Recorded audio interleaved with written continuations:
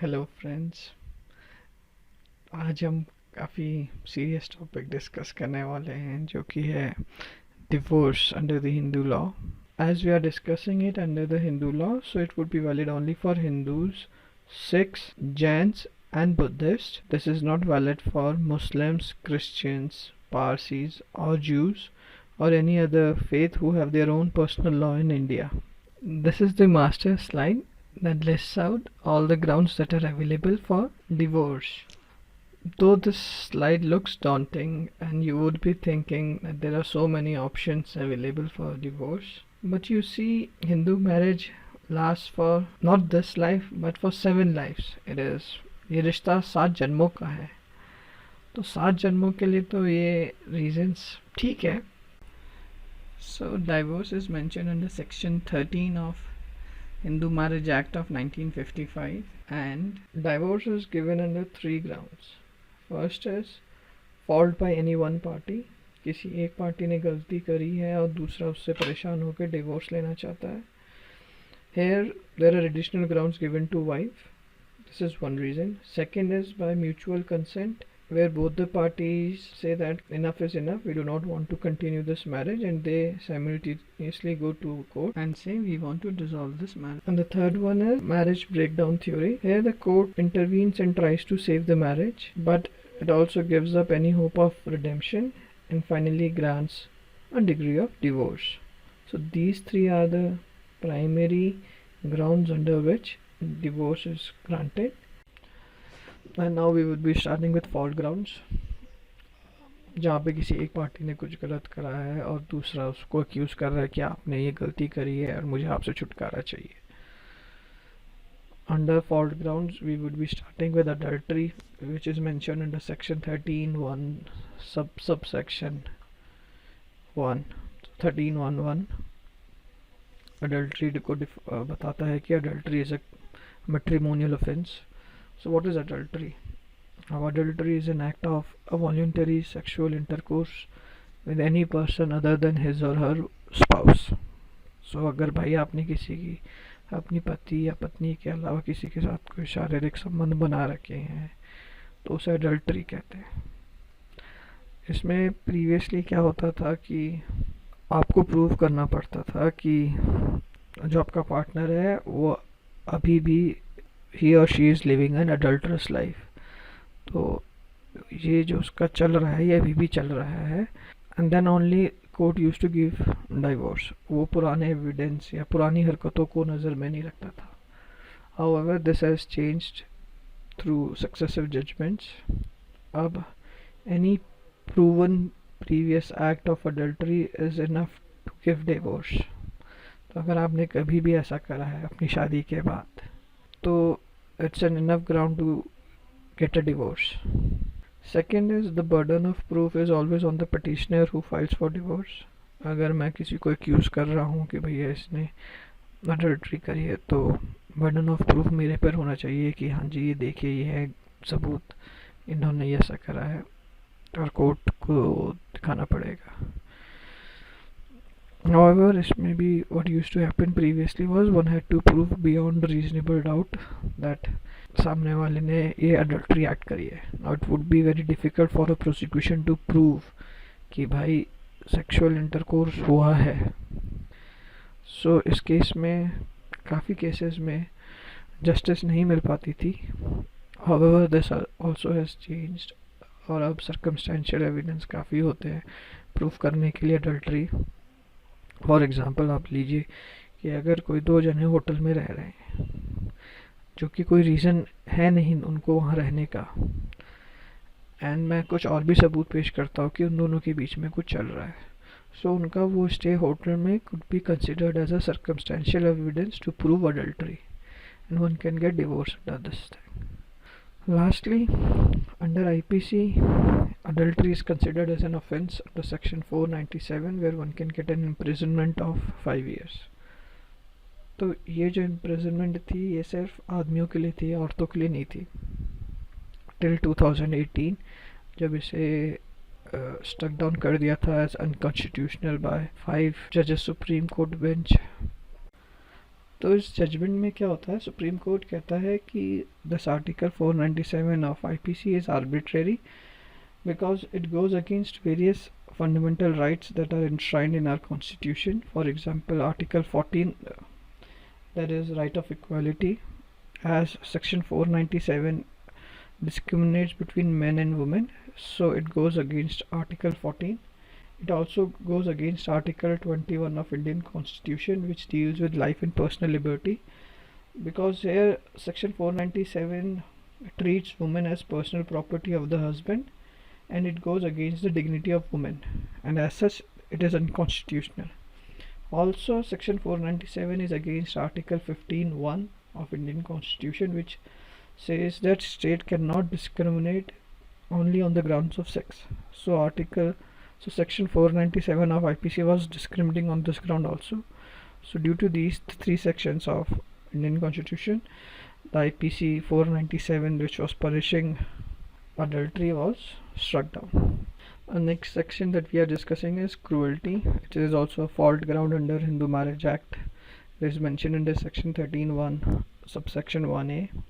Now cruelty does not have any proper definition mentioned anywhere under the act, and it's a very broad term.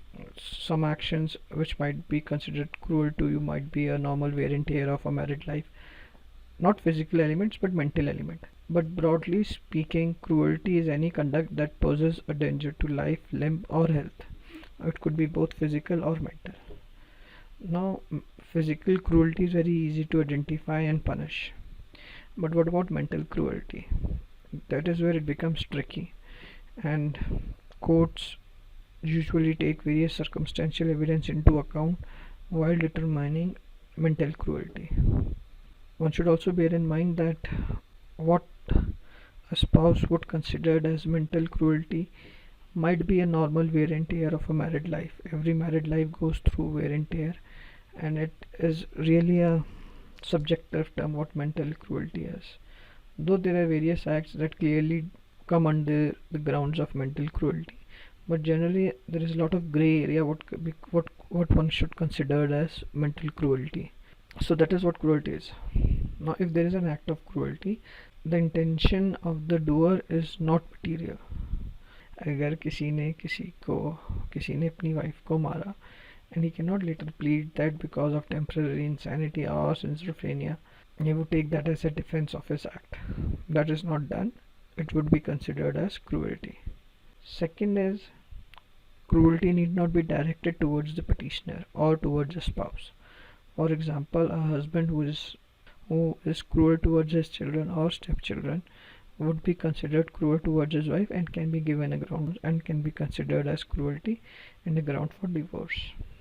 Actually, the act of cruelty can be of any family member. So what generally happens is, in India, most of the women are living in joint family. So an act of in-laws can also be considered as a ground of cruelty. It is not important that husband needs to be cruel. If a husband is a mute spectator and the in-laws are being cruel, whether physical or mental, it would be considered as a ground of cruelty and a ground of divorce. So this is section 13(1) subsection 1a that deals with cruelty. 1a that deals with cruelty. The next ground is desertion. This is mentioned under section 13(1) subsection 1ba of Hindu Marriage Act. Desertion कहता है कि आपने अपने spouse की company को abandon कर दिया, अब आप उसके साथ नहीं रह रहे हो, आप कहीं और जाके रहने लग गए हो और आपको सब कोई मतलब नहीं है. This is known as desertion. और द टाइम पीरियड जो होना चाहिए, it should be more than 2 years. जब से आप ये ऐसी हरकतें कर रहे हो, आपने उसकी कंपनी छोड़ रखी है, then it would amount to desertion. ऐसा नहीं है आप एक हफ्ते में गुस्से में चले गए, आपके स्पाउस ने आपके साथ केस कर दिया कि इसने मुझे डिजर्ट कर दिया. That is not case. Minimum time is 2 years कि जब तक आपने दूसरी की कंपनी छोड़ रखी है.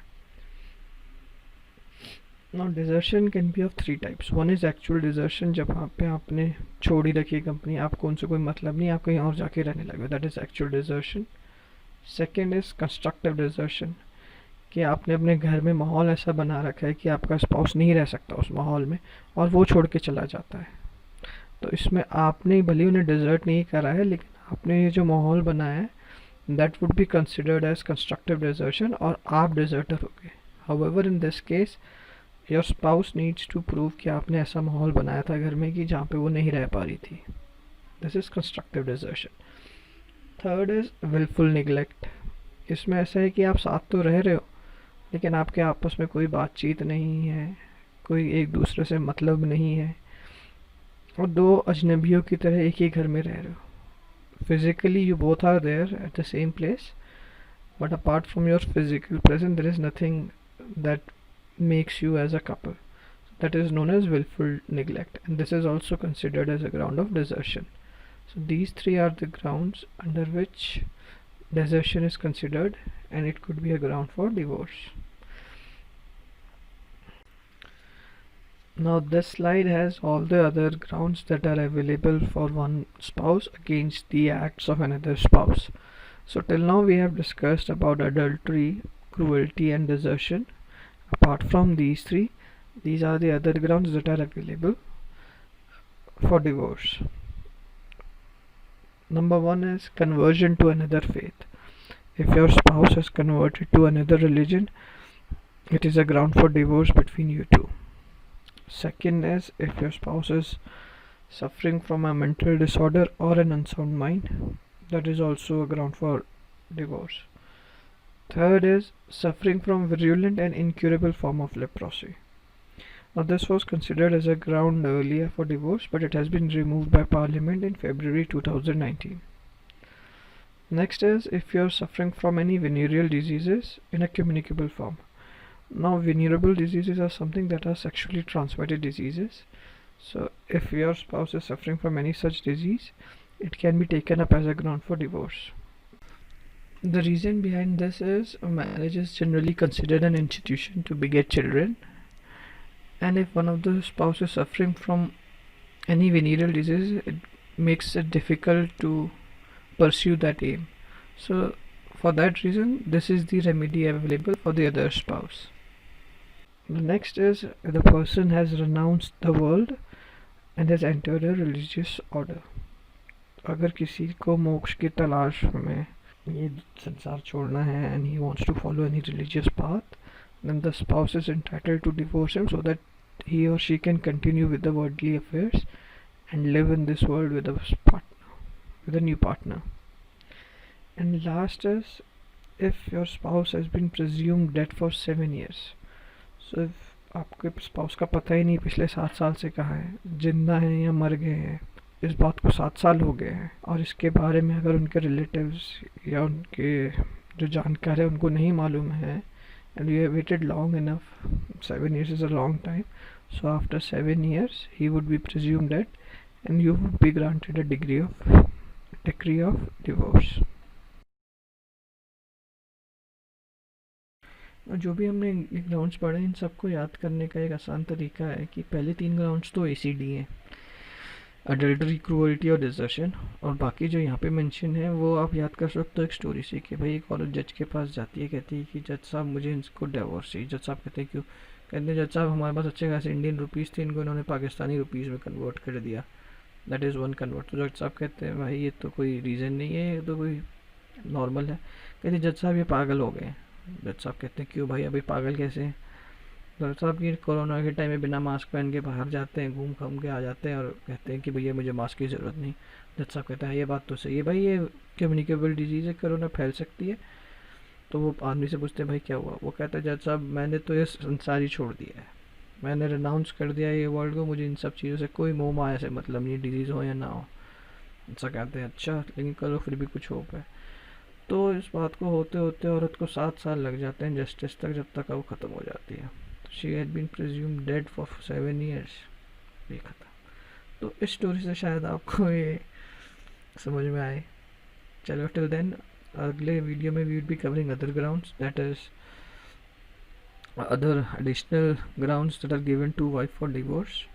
उसके अलावा we will be discussing divorce by mutual consent, and finally the marriage breakdown theory we will be discussing in that video.